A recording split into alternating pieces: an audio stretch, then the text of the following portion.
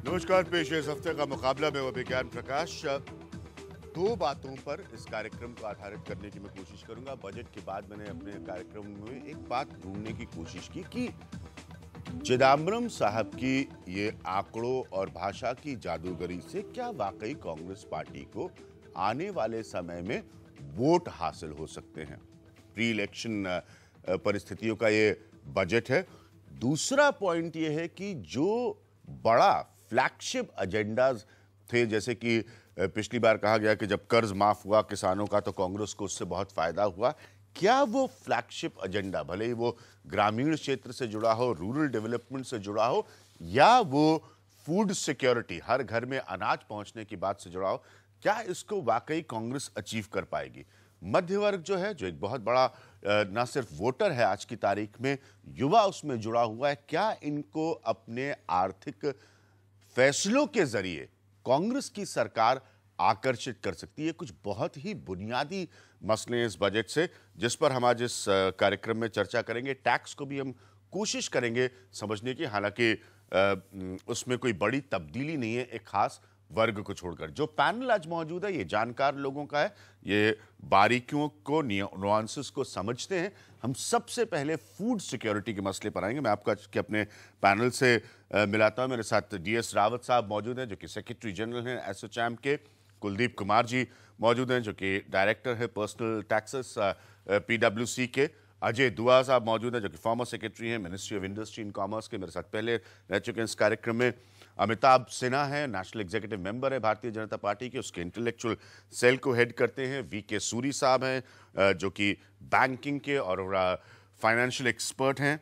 आलोक मेहता हैं, जो सियासत की बात कर सकते हैं, कांग्रेस की बहुत करीब से, बहुत सालों से कांग्रेस की सियासत को देखते हैं। प्रवीण झा हैं, जो कि जवाहरलाल नेहरू यूनिवर्सिटी से जुड़े हुए हैं, एक इकोनॉमिस्ट हैं। सबसे पहले हम कोशिश करते हैं समझने की कि ये फूड सिक्योरिटी का एजेंडा, फूड सिक्योरिटी से सरल शब्दों में अगर आपको समझाऊं तो मकसद ये है कि अनाज की वजह से जो देश में किसी गरीब के पेट में अनाज नहीं पहुंच सकता, वो अनाज सरकारी व्यवस्था के तहत पहुंचे। कांग्रेस के लोग कहते हैं कि ये ऐतिहासिक फैसला है, लेकिन सबसे पहले उसकी जरा हम सच्चाई पर नजर डालते हैं। प्रवीण, मैं आपसे शुरू करूंगा, क्योंकि ये कांग्रेस के लिए बहुत इंपॉर्टेंट है, वोट गार्नर करने के लिए, वोट खींचने के लिए। ये फूड सिक्योरिटी में आप एक्सप्लेन करिएगा कि वाकई क्या कांग्रेस हासिल कर सकती है।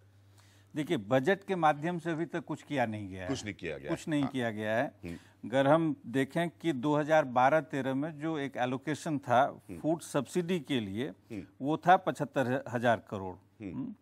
और अब ये कहा गया कि 10,000 करोड़ हम बढ़ा देंगे। हाँ। जो कई आकलन हैं कि फूड सब्सिडी अगर हम देना चाहते हैं, जो रफली देश के 3/3 आबादी को कवर कर ले, तो मिनिमम जो उसका एक आकलन है वो है कि एडिशनल कॉस्ट हमारा कितना होगा। तो एडिशनल जो जरूरत है वो 1,20,000 करोड़ की है। सही बात है। तमाम ऐसे आर्टिकल्स और इसके एस्टिमेट्स आए हैं पहले कि 1,20,000 करोड़ की जरूरत कुछ आंकड़े जो कांग्रेस लेकिन प्रवीण इस बात की दलील देती है कि ये अभी प्रस्तावित स्तर पर है। ये जब एक एक्ट में तब्दील होगा तब ये एलोकेशन बढ़ सकता है। इसलिए इस पॉइंट ऑफ व्यू से आप एक्सप्लेन करिए। तो अब प्रश्न ये उठता है कि जब मान लीजिए ये प्रस्तावित हो जाएगा, बजट में ये पास हो भी जाता है, ये संसद में पास हो भी जाता है फूड सिक्योरिटी एक्ट, जो सबसे आप न्यूनतम वर्जन उसको मान के चलें एडिशनल 1,20,000 करोड़, तो आप एडिशनल 1,10,000 करोड़ कहाँ से लाएंगे?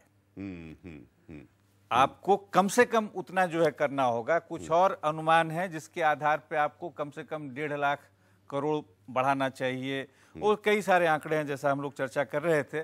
तो कम से कम आपको उतनी राशि का इंतजाम और करना होगा। साथ में चिदम्बरम साहब कह रहे हैं कि 90,000 करोड़ आपको फूड सब्सिडी के लिए चाहिए होगा, जो आपका पहले का आंकड़ा है। इसलिए मैं कोशिश करूंगा इसको सरलता से समझाऊं ताकि लोग समझें कि हम क्या बात कर रहे हैं। हमारे पास उस पे एडिशनल जो है वो कम से कम 1 लाख करोड़ के आसपास की आप बात कर रहे हैं, वो कहां से लाएंगे? प्रश्न ये उठता है। आलोक मेहता, बजटरी प्रावधान सामने लाने के बाद बजट के, और मैं सिर्फ फूड सिक्योरिटी पे बात करना, सबसे इस पर एक राय लूंगा। ये सोनिया गांधी का एजेंडा है, पुराना public discussed debated set agenda है सोनिया गांधी का। और जैसे प्रवीण ने मार्कआउट किया कि एक्चुअली आपने इसमें कोई इजाफा नहीं किया है। जब ये संसद से पास हो जाएगा तो उसके बाद आपको अभी भी 1 लाख करोड़ से 1,20,000 करोड़ की धनराशि और चाहिए। वो कहां से लाएंगे, या सोनिया गांधी का एजेंडा पूरा नहीं होगा?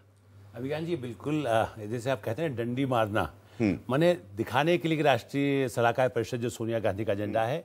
और मैं पहले भी आपके प्रोग्राम में कह चुका हूं कि लोग ये मानते हैं कि सोनिया गांधी जो कहती है वो हो जाता है। इस सरकार में वो होता नहीं है। I am not defending Sonia Gandhi, but at least I know personally भी, एज ए जर्नलिस्ट भी, कि वो कहें कुछ उसके वजह से होता है ना, आपने ऊपर से बोरी में बांध दिया, 5 किलो रखा और कहा गया 10 किलो है। चिदम्बरम साहब ने as a good chartered accountant जैसा करता है कि भाई आपको भी फायदा होगा, आपको भी फायदा होगा, इधर से आएगा, इधर खर्च हो जाएगा। तो थोड़ा दिखाने की कोशिश की कि आई एम वेरी लॉयल, मैंने जो अब पार्टी का जो एजेंडा पूरा कर रहा हूँ। जो कांग्रेस में भी जो लोग हैं उस बात को समझते होंगे, इसकी प्रैक्टिकल है। दूसरा एक बात और जोड़ूंगा कि इसके इम्प्लीमेंटेशन में जो हो भी सोनिया गांधी का एजेंडा, जो आपने शुरू में कहा कि चुनाव या पार्टी को कितना फायदा हुआ, जहां बीजेपी की सरकार है वहां पहले बहुत अच्छा इंप्लीमेंट होने लगा है। तो फायदा तो वो पार्टी उठा लेंगी। बजट आप यहां रखिए, 1 लाख करोड़ भी रख देंगे तो आप तो इंप्लीमेंट ठीक से कर नहीं पाते हैं। वो लोग कहेंगे कि हमने तुमको अनाज दिया, क्योंकि सब कुछ अल्टीमेटली पीडीएस से लेंगे ना। के थ्रू अगर है। पीडीएस अगर आपको दोस्त नहीं होगा और तो स्टेट ये अनाज गवर्नमेंट पहुंचेगा implement कैसे? सर, आपको क्या लगता है कि ये जो फूड सिक्योरिटी के नाम पर जगलरी की गई है, ये कहीं एक्सपोज तो नहीं हो जाएंगे चिदम्बरम साहब बाद में? देखो, ये एक सियासी एजेंडा है। हाँ, इसको इसीलिए इस पर चर्चा करें। सही बात है, बिल्कुल सही। यानी आपने कहा, ये politically actually आपने सही motivated कहा, है। बिल्कुल सियासी एजेंडा ही है ये। और इसको इलेक्शन को नज़र में रखते हुए इसको इस टाइम पर उन्होंने पेश किया है जी। और इससे क्या फ़ायदा कितने लोगों को पहुंचेगा, जैसे मेहता जी ने कहा कि इम्प्लीमेंटेशन पार्ट में जिस जिस स्टेट में होगा इम्प्लीमेंट, वो स्टेट उसका बेनिफिट उठा लेगी।